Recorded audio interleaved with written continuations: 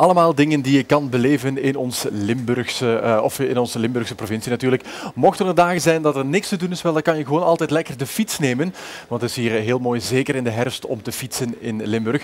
We zijn trouwens nog altijd op zoek naar jullie favoriete fietsplekje in ons fietsparadijs.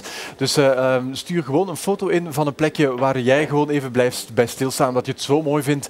Laat dat weten via toerismelimburg.be. En zo maak je kans op een fietskaart. Die krijg je sowieso als je een foto instuurt. Maar je maakt ook kans op zeer mooie prijzen. Dus laat ons weten waar jij graag even stopt en maak daar een mooie foto van. En dan kom je wie weet wel bij ons op de fiets terecht, hier bij Studio TVL. Want Johnny, jij hebt ook een foto ingestuurd. Klopt, ja. Dat is deze foto. Misschien even kijken naar het fietsplekje van Johnny. Voilà, kijk, zeer mooi. Waarom heb je deze foto ingestuurd, Johnny? Misschien toch eerst vermelden dat... want de kijkers gaan natuurlijk meteen horen dat ik niet echt in Limburg geboren ben. Nee. Ik kom eigenlijk uit Gent, Oost-Vlaanderen. Ja, en hoe kom je dan naar Limburg terecht? Ja, eigenlijk om gezondheidsredenen. Een beetje last van diabetes en dan moet je diëten natuurlijk. Ja, ja. En medicijnen nemen, maar zeer belangrijk is bewegen. Ja. En vandaar dat we de fiets gekocht hebben en dan op zoek gegaan zijn naar mooie fietsplekken en dan Limburg tegenkomen, fietsparadijs. Dus je bent echt voor je diabetes om meer te bewegen naar Limburg gekomen? Ja, en dan kun je jezelf van mooie beloftes doen, maar uiteindelijk professioneel past dat niet echt in een agenda. Dan hebben we gewoon gezegd, oké, we gaan professioneel het ook over een andere boeg gooien. We beginnen een bed and breakfast, waardoor dat ik gewoon verplicht ben om af en toe mee met de gasten de fiets op te gaan. Is dat zo? Ga je met die gasten fietsen dan? Ja, we proberen inderdaad af en toe in de mate van het mogelijke mee te gaan met de gasten.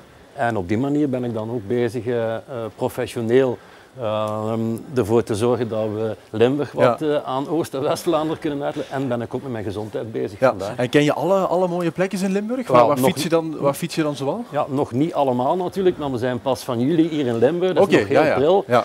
Maar wat we voornamelijk gedaan hebben nu is bij ons Schoot te Senderlo. Ja. Daar hebben we ons toe op gespitst eigenlijk. Ja. En daar hebben we het Herhagen stiltegebied, wat fantastisch is. En natuurlijk het Meerode-gebied. Ja.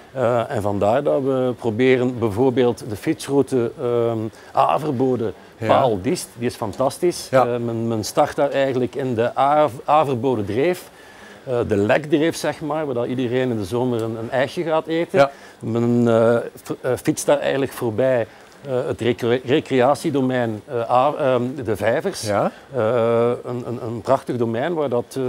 ook zeer regelmatig belangrijke wedstrijden worden gedaan. Ja, dus jij bent eigenlijk zo'n beetje een Oost-Vlaamse ambassadeur voor onze fietsprovincie. Dat klopt, ja, dat klopt. En zijn er zoveel mensen die naar hier komen speciaal om te fietsen? Wel, nu momenteel is het natuurlijk bijzonder heel veel mensen uit Oost- en West-Vlaanderen, omwille van de website. Ja.